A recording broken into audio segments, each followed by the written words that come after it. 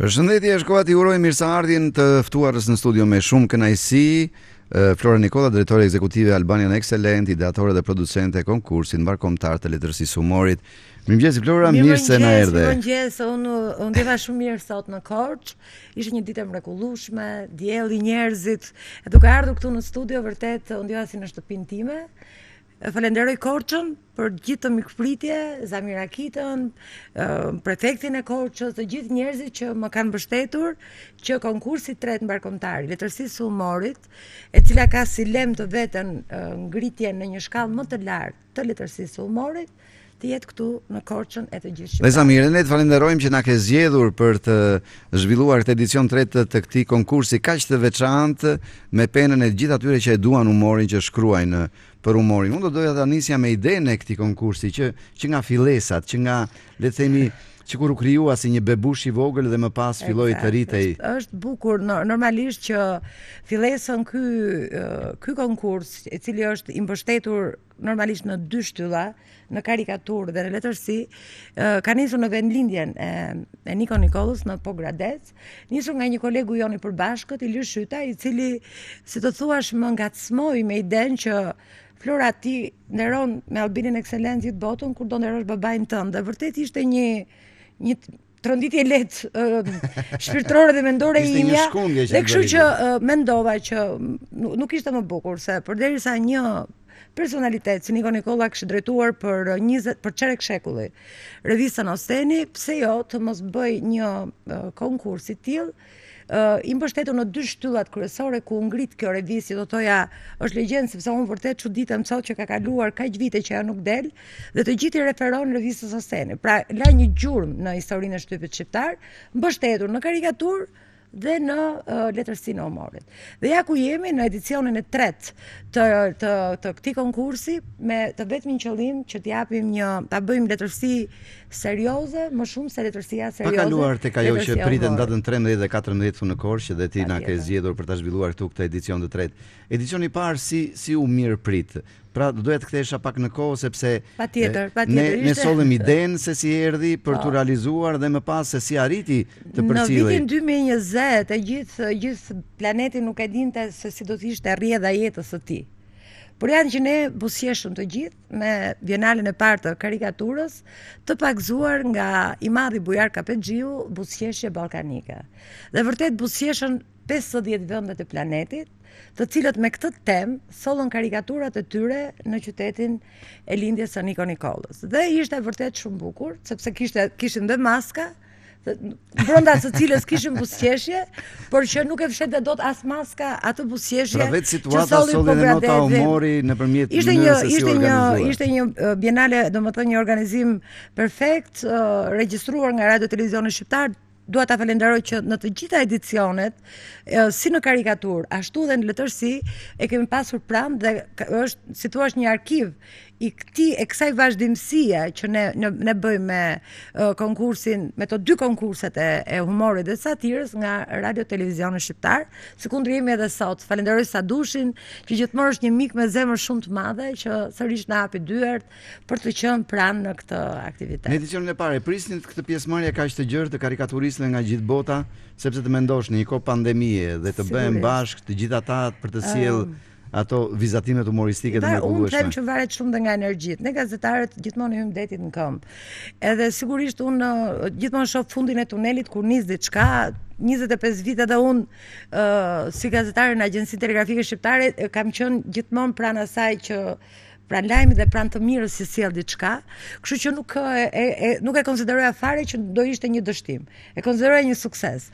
Sprova e parë ishte që kaloi me një sukses plot, gjithë buzëqeshëm, por e dyta, konkursi bienali e dytë, ishte dhe më e papritshme, ishin 70 vende të planetit që morën pjesë. 70 vende pjesë. Dhe mua më vjen mirë sepse nuk është e lehtë, domethënë që ti t'i japësh një temë nga një vend siç është Shqipëria. Pra Bienale organizohet të cakton një temë, mblidhet një këshill dhe cakton një temë. Dhe kjo temë i jepet karikaturistëve në botë, të cilët vendosin të marrin pjesë apo të mos marrin pjesë.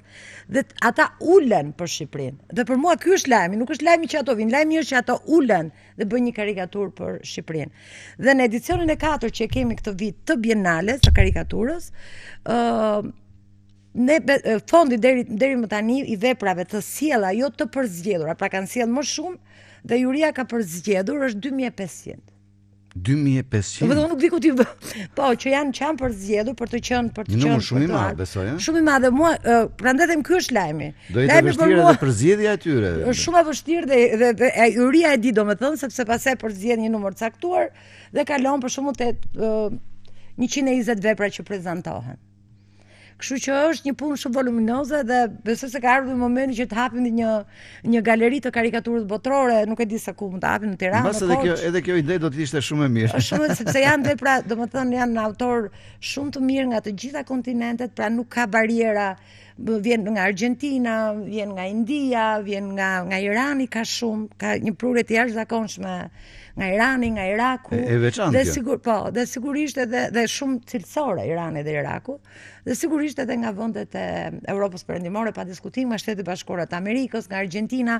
Pra është një dyndje shumë e madhe e këtyre autorëve të cilët jetën e kanë të lidhur me filozofinë e humorit, të karikaturës, që për mua është një zhanër shumë i veçantë dhe shumë i goditur do të thoja. Për shembull, do të kujtoj diçka Churchilli, që ishte Churchilli, paradhomën e tij kishte mbushur me karikatura dhe kur dikush ai miku i vet i zemrës i bënte një karikaturë apo një tjetër mungonte të kushta ai miku im, të vi të më bëj karikaturë. Pra, duhet thyer edhe këto barierat, karikatura nuk duhet parë si mohimi të vërtetës, por si eksakt, është një filozofi anën e humorit tek një personazh, duke nxjerr pikërisht to tipare nëpërmjet vizatimit. Dhe ne munduar që kur i organizojmë këto konkurse, autorët që vinë ose juria që është përbërë gjithmonë nga personalitetet të këtij zhanri në botë, të jenë në dispozicion edhe të publikut shqiptar. Pra, nëse dëshiron ti mund të ulesh dhe ai të bëjë një karikaturë dhe kjo është shumë e bukur dhe besoj që edhe këtë vit që vjen ta organizojmë. Po të flasim për letërsinë se me karikaturën po u morëm mbaron edhe dita. Kalojmë tek edicioni i tretë i këtij konkursi mbarkombëtar të letërsisë së humorit. Që do të ndodhin datën 13 dhe 14. Në fakt, kjo odise për këtë konkurs ka filluar që në muajin maj, ku ne organizojmë një tryezë të rrumbullakët, vetëm me qëllimin që të mbështesim letërsinë e humorit që për hir të së vërtetës është në një gjendje stagnacioni ose ne bazohemi tek humori, tek kabaret që organizojnë televizionet e ndryshme, te skeçet që ato përshfaqin. Pra, mungojnë ato emrat e mëdhenj që bën, që hodhën themelet e letërsisë së humorit, mungon Nonta Bulka, mungon Spiro Çomora, Çamil Buxheli, pra është Dritorua Golli, pra është një plejadë e jashtëzakonshme që lanë gjurmë, që nëse lexon një vepër të këtyre emrave sot, ti ndihesh sikur ai e ka shkruar dje. Këto emra mungojnë dhe po përpiqemi që të ridalin ose ta nxisim këto letërsie e cila për hir të së vërtetës, nga shkrimtarët që lëvrohet, pra nga ata që shkruhet, mbizotron pasioni. Jo etja që do fitoj, nga shitja e librit do fitoj para, librat botohen në kushtet e mbi ekzistencës së këtyre autorëve. Prandaj dhe qëllimi jonë është që të organizojmë një konkurs, jo për të organizuar një konkurs, po për t'i dhënë zë, shtys dhe gjetjen e rrugëve se si ta nxjerrim nga ky stagnacion. Gjithmonë e kthejmë vëmendjen nga shteti, unë nuk jam vetëm për shtetin. Pra, çdo kush duhet të kuptoj filozofinë që sjell humori, që nuk është vetëm për të qeshur me fjalë banale, por duhet të kuptojmë filozofinë edhe çfarë sjell ai në të vërtetë në historinë e një shoqërie. Pra, duke u referuar këtu emrave të ndenë, cilë nuk i përmenda pa shkak, për shembull shkëlqimi dhe rënia e Shokut Zylo, e Dritorua Gollit, mbetet akoma një bibël e letërsisë së humorit. Pra mbetet një shkollë që duhet i referohen edhe autorët që shkruan humor për të kuptuar se si shkruhet humor. Edhe kumbari këtij aktiviteti Niko Nikolla thoshte humori është shumë serioz. Pra nuk mund të kuptojmë ne humorin duke qeshur me këto fjalët banale që i shikojmë rëndom dhe mua vjen shumë keq dhe që e përmend këtu. Por duhet të gjesh fjalën e duhur, konceptin filozofik të kësaj fjale për ta treguar dhe për të bërë ato që është më e rëndësishmja, që ti të mendosh se si të bësh diçka më mirë. Çfarë pritet të sjell ky edicion i tretë i konkursit? Mua më vjen mirë që pavarësisht kësaj që thash më sipër, janë 31 autor shqyqyr e kemi në rënd të 31-shi, autor të cilët me shumë dëshirë prezentuan veprat e tyre në këtë konkurs. Dua të nënvizoj që dhe juria e këtij konkursi, dua ta falenderoj, ishte një juri shumë serioze dhe për të treguar, ju nuk e besoni, po që në orën 7 kanë filluar në grupin që kemi punën për të nxjerrë më të mirën. Pra, falenderoj zotin Fatmir Toçi, kryetarin e jurisë, zotin Henri Çili, botues, themeluesi i Universitetit Evropian Tiranës, falenderoj zotin Arta Marku, me shumë dashuri, si një akademike e librit shqiptar, një zonjë shumë serioze në analizën dhe në shtysën që i jep Arta librin, sigurisht Zamira Kitën, dhe patjetër edhe Fation Selimaj, një njeri i cili di të menaxhoj shumë mirë bizneset e tij, por që di të japi dhe një gjykim shumë të mirë edhe për letërsinë. Pra këta njerëz arritën dhe kuptuan filozofinë për zgjodha botues ose njerëz që kishin lidhje, sepse ata në fundit janë gjykuesit e fundit që i bëjnë botimit të një libri. Pra në ndryshim nga jurit e tjera që kanë pasur edhe shkrimtar të humorit, këtë radhe mendova që t'ishin këta gjykuesit që të vendosin edhe ngritjen ose forcimin e këtij çmimi. Pra ne dim që jepet në Shqipëri, jepet çmimi Kadare, që për fat mirë jep zoti Henri Çili, dhe unë e falenderoj Henrin, i cili i dha një vëmendje shumë të veçantë të gjitha mbledhjeve që zhvilluan për të forcuar edhe në mënyrë, pavarësisht se kushtet janë shumë të vështira financiarisht, por ai ishte shumë këmbgulës për të forcuar financiarisht çmimin. Pra, të mos kemi shumë sasi çmimesh, por të kemi një çmim i cili të përfaqësojë, siç është çmimi Kadare, ishte edhe çmimi Niko Nikolla. Këto do t'i zbulojmë në mbrëmje gala në datën 14 dhjetor. Unë ftoj të gjithë koçarët me shumë dashuri që të jenë pjesë e kësaj mbrëmje gala. Do të jetë një mbrëmje shumë serioze, me të gjithë autorët do të hypin në skenë në prezantimin e Zamira Kitës. Do të ketë për ata pyetje shpotitse për t'i njohur në një plan tjetër të gjithë autorët të cilët kanë ardhur nga Kosova, kemi nga Presheva. Pra, duke qenë mbar kombëtar, do të kemi dhe surpriza nga të gjithë autorët e trojeve tona që shkruajnë shqip. Ndërkohë që mund të zbulojmë si do të vinë këto dy mbrëmje të mrekullueshme bashkë me natë gala që ju e përshkruat paksa. Sigurisht, unë ftoj dhe në datën 13 në orën 6 në hallin e teatrit Andon Zako Çajupi, ne kemi përgatitur dy surpriza shumë të bukura.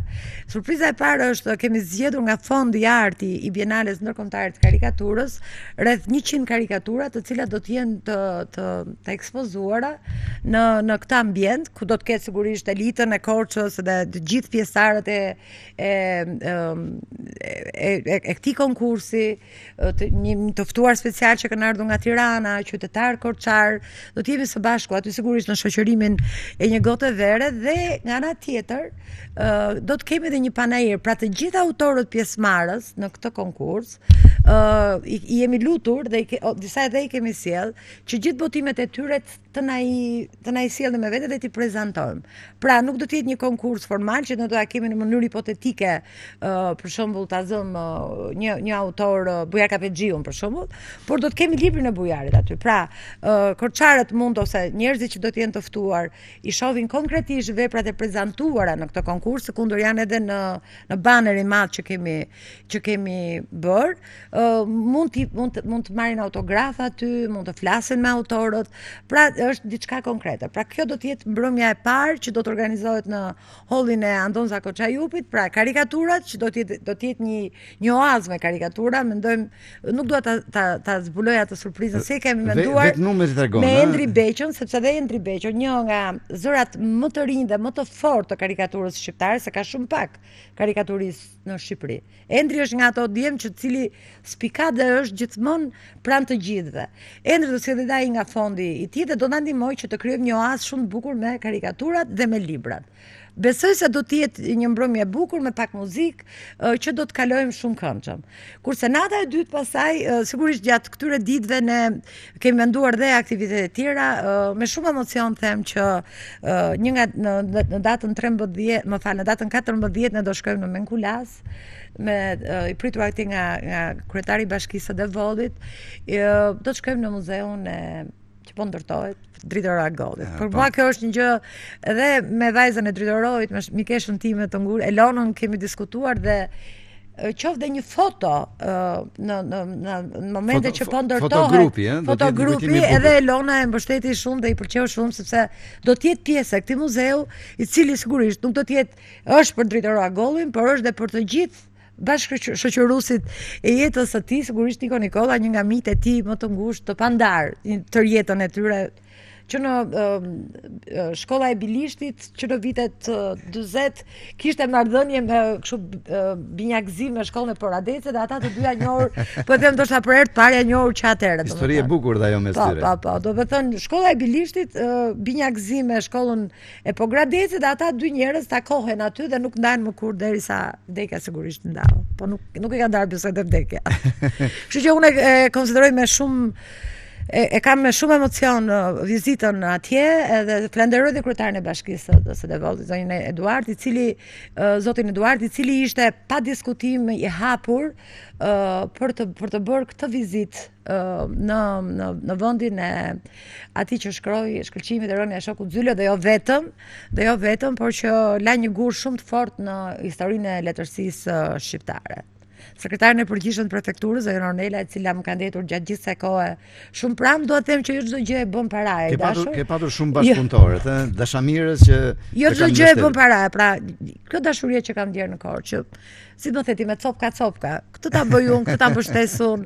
Lida Kolën, e cila më ofroi bujtinën e saj pas një lloj shpenzimi për të gjithë miqtë, dhe kjo ishte një gjë. Dhe i thash, Lida, po si ma bën ti, çfarë të bëj unë domethënë për këtë gjë që më bën? Tha, a mund të më kesh shoqë për të rjetën, që më emocionoi akoma më shumë.